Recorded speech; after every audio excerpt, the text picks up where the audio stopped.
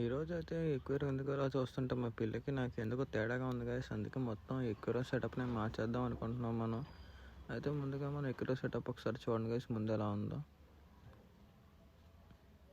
వెంటనే ఇంకా మన బండి వేసుకొని వెళ్ళిపోయి ఎక్వేరియం కావాల్సిన మధ్యలో డెకరేషన్ పార్ట్స్ ఒక గ్లాస్ దొరికింది గైస్. ఆ గ్లాస్ అన్ని గ్రాస్ తీసుకున్నాం గైస్. మొత్తానికైతే మనం ఆర్టిఫిషియల్ గ్రాస్ గైస్. ఇది గ్లాస్ అయితే మనకి 50 రూపీస్ పడ్డది గైస్, 11x11 సైజ్.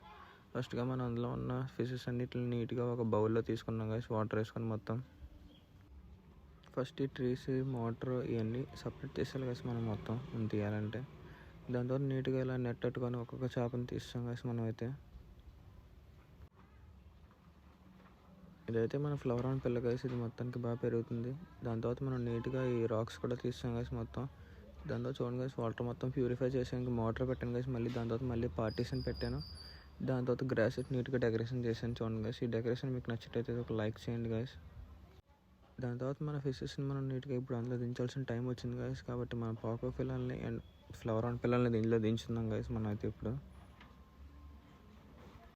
ఇప్పుడైతే మనం అన్ని చేపల్ని అలా నీటిలో మెల్లగా వదిలేయాలి అన్నీ.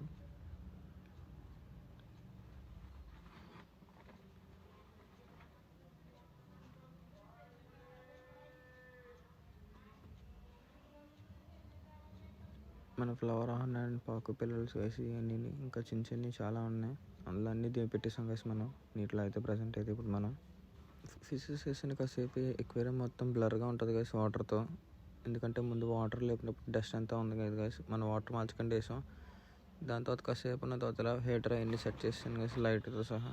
దాని తర్వాత ఎక్వేరియం వాటర్ అలా క్లీన్ అవుతుంది గైస్ నీట్గా. ఎక్వేరియం మినిమం క్లీన్ అవ్వడానికి 2 hours పడుతుంది గైస్ ఇందులో. మొత్తానికి అయితే మనకి లైట్గా అంత ఫోమ్ అంతా తగ్గిపోయి బ్లర్నెస్ అంతా పోయి లాస్ట్కి మన ఎక్వేరియం అయితే ఇలా కనపడుతుంది గైస్. చూడండి గైస్ ఎంత క్వాలిటీగా ఉందో వాటర్. సబ్స్క్రైబ్ చేసుకోండి గైస్ మోర్ వీడియోస్ కోసం.